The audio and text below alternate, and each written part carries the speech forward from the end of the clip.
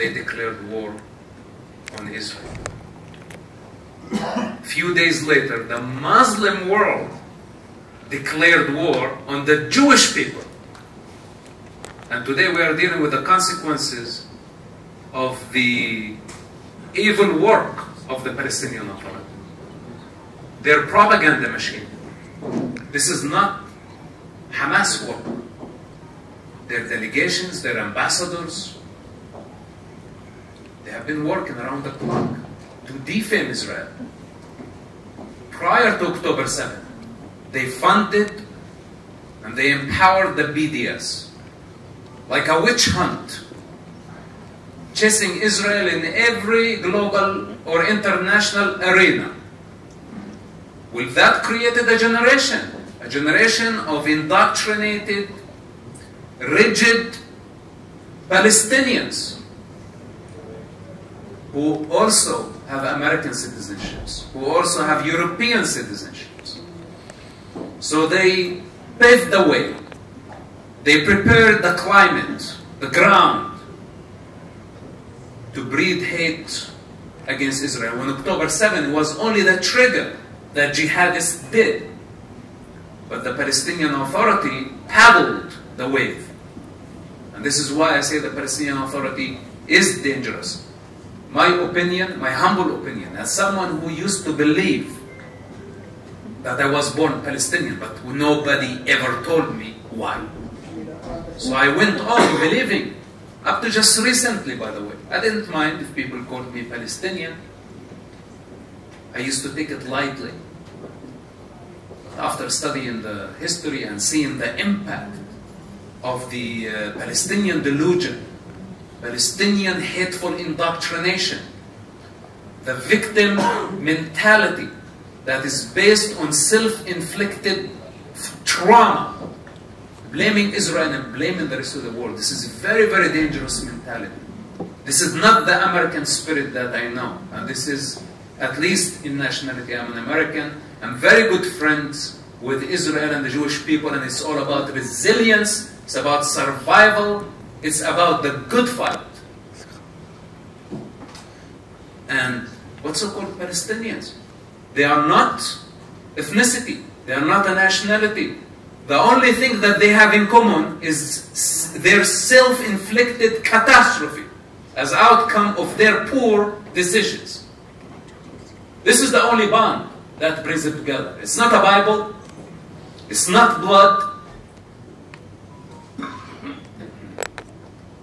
And now they are posing everywhere in the world as they are the indigenous of the land, while they choose a colonial entity, Palestine, as their national identity. The most pathetic thing. You tell them what makes you a Palestinian, they don't know. They did not even invent the name Palestine. So this is why we need to go. This is what I've been doing since the beginning of the war, to deconstruct the very foundation of their narrative. Palestine, anything affiliated with Palestinianism. So now you want to call it PLO, you want to call it Hamas, you want to call it Islamic Jihad, it doesn't matter. Today, and we are dealing not only with Hamas in Gaza, we are dealing with this violent, hateful movement worldwide. We have a new generation of Palestinians, just like Arafat, who had nothing to do with what he called Palestine, or the land of Israel. Egyptian con artists, and today we have zillions of them. It's like he clowned an entire generation. We are dealing, by the way, with the outcome of Yasser Arafat and the PLO war today. It's echoing, and we are dealing with the consequences. So, to underestimate the role of the Palestinian Authority and the crimes that they have been committing is a big mistake. And the fact that they are hosting Hamas, and at the same time, they are sort of presenting themselves as partners in peace talks and trying to bring back the hostages. How do you see that? So basically they are the arsonists who start the fire, then pose as the firefighters. They create the problem so they can provide the solution. This is how they get their significance. They're buying everything. They manage somehow to buy the World Cup. This is Qatar. It's a corrupt monarchy, you call it? Yes, yes. That is sucking Earth's natural resources and weaponizing such. But it's the same spirit, you know, we see it.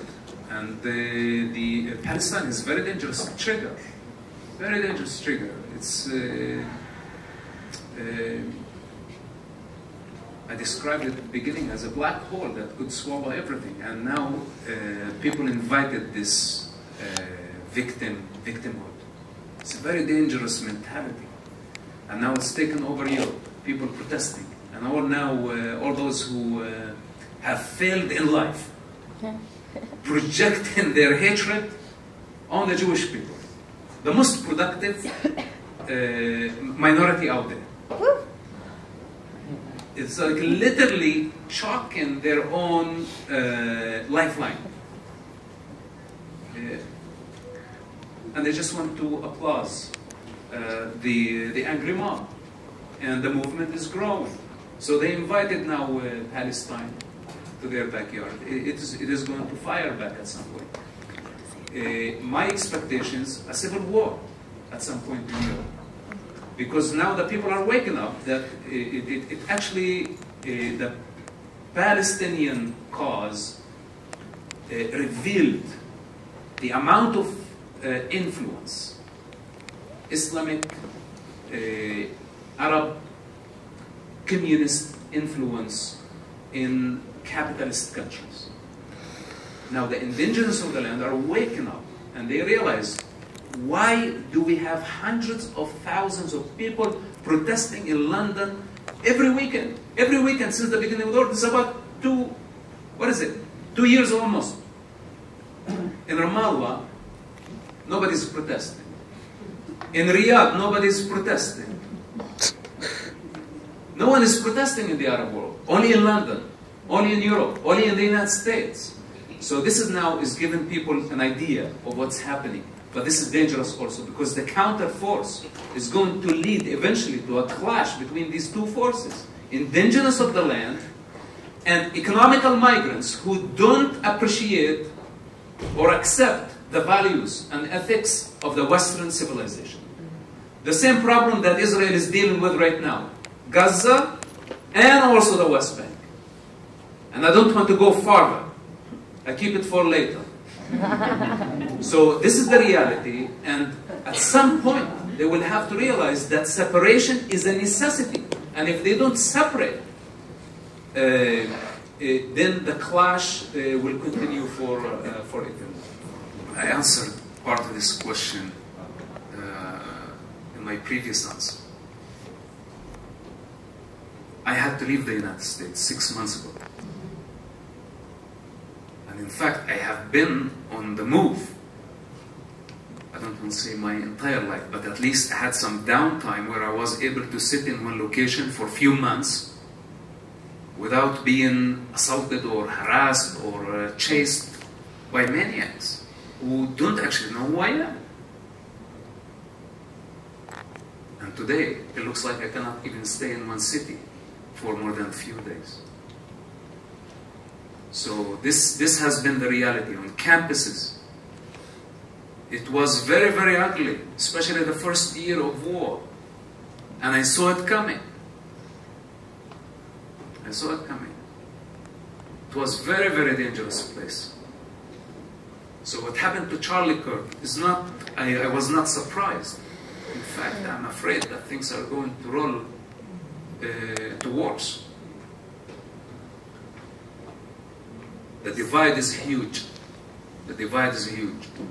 We have the communists and Islamists, two opposing forces, and now they are pairing.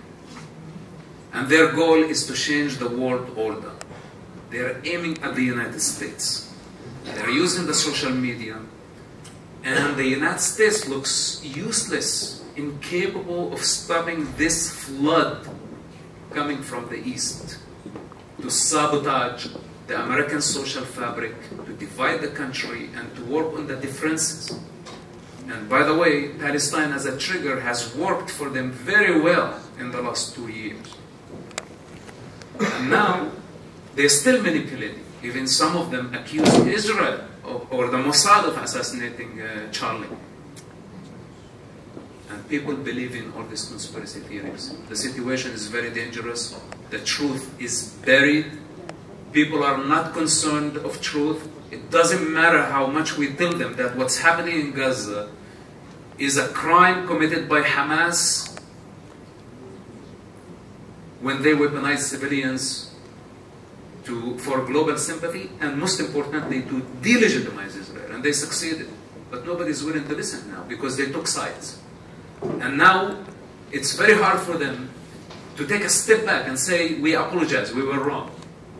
They are so egoistic to admit that they are irrelevant to the conflict, and they are playing only as useful idiots who have been fanning the flames of conflict, and children on both sides have been paying the price.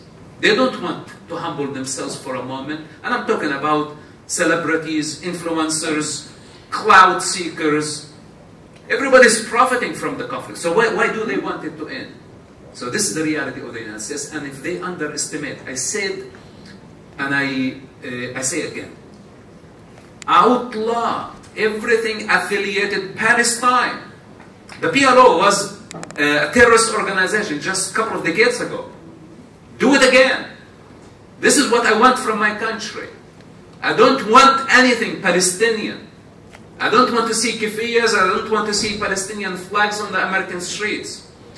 When I left Ramallah and the darkness of such society, a death culture, a rape culture, does not respect women, cancels women, want to kill all the Jews, triumphs when a suicide bombing attacks hit Jerusalem or Tel Aviv.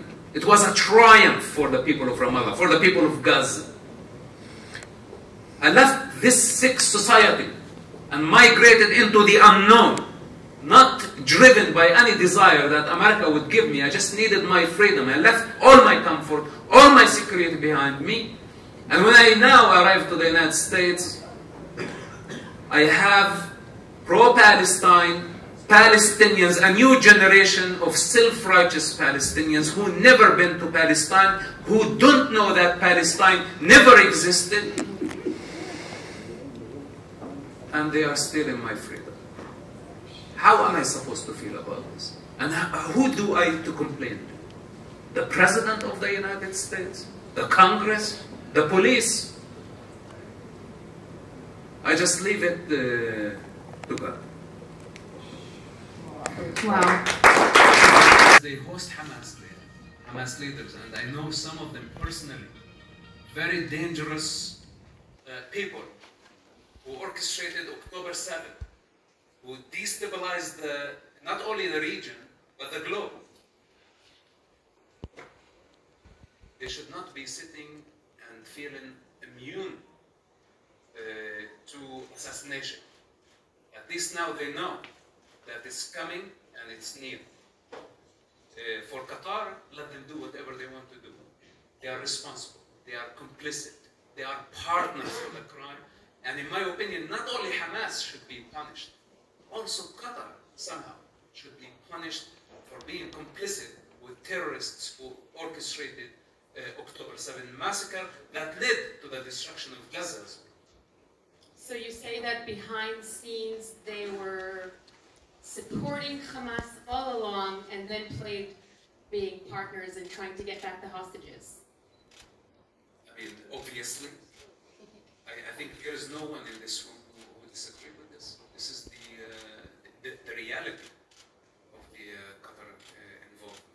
But of course, their money, when they have such influence, this is what is called in Islam financial jihad. The Muslims, And listen to this, it's very, very important to understand, so to see the dynamic of the Muslim play. There is physical jihad. This is the jihad by the means of the sword. But also there is financial jihad. And this is what Qatar, Saudi Arabia is doing. And there is jihad by word. Those who cannot fight physically, cannot fight financially, they are required by Islam, by the Quran, to fight by word. And this is the social media campaign coming from Pakistan, coming from Malaysia, from Indonesia, from every Muslim country, demonizing and defaming Israel worldwide. And don't forget, the state-sponsored bots, that they're about 30% of the that control the social media, and no government can stop them. And all of them working around the clock to spread hate against the Jewish people. Qatar is at the epicenter of this problem. It's jihad, and we need to see it for what it is. And how do we solve this problem? With all their money, isn't that a bit almost impossible? But you cannot buy everything with money. And I don't think Israel should be intimidated by the Qatari influence. Because sooner or later, this financial jihad that we're talking about will backfire. It's just a matter of time. I want to see all the compromised Western leaders today bowing to the mosque, bowing to the Arabian desert idols, submitting to the 7th century mentality and to the Middle Eastern savagery. I want to see how far they're going to go in this game before they hit a dead end, and their own people would say no. Because Qatar can buy compromised politicians, but I don't think Qatar can buy or trade the Israeli spirit.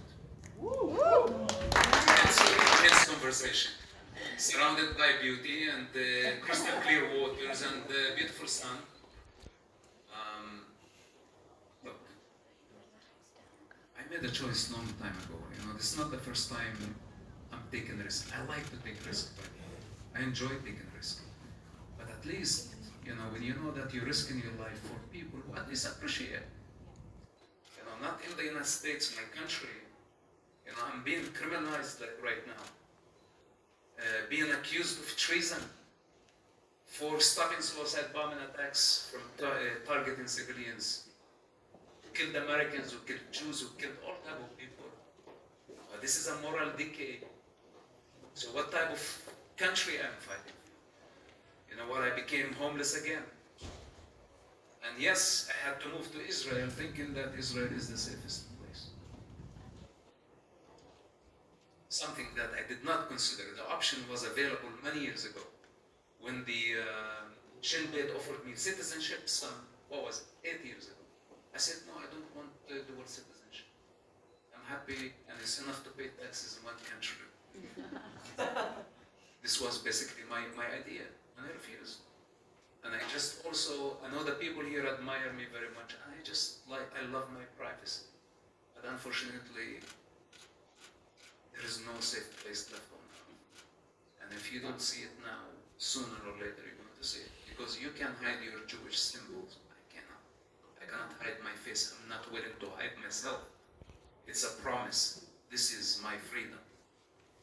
And even if it means that they're going to kill me, they can only kill my body. I said this many times. So now the reality. Sooner or later you realize this problem. I come even to Jerusalem. Everywhere I look, I'm sorry to say, but Arabs. You know, I'm an Arab. I'm not ashamed of my ethnicity. But the problem, these are Arabs who have been indoctrinated on the religion of Palestine. And to them I am a traitor. And they are the righteous ones. So they want me dead. So even Jerusalem, where I'm supposed to feel safe, I don't feel safe. So today I'm on the beach and the bombing from Gaza, I was able to hear it. And by the way, it's raining like hellfire. And maybe they deserve it. Because in my opinion, we need to finish with Gaza. It's not only Hamas. And I take responsibility for my words, and the politicians will lie to you. I don't. Gaza is a breeding ground. It's a breeding ground. Finish with Hamas today, tomorrow is going to be a different group. By the way, the different groups, if they are communists, they are a lot more dangerous than jihadists. I promise you that.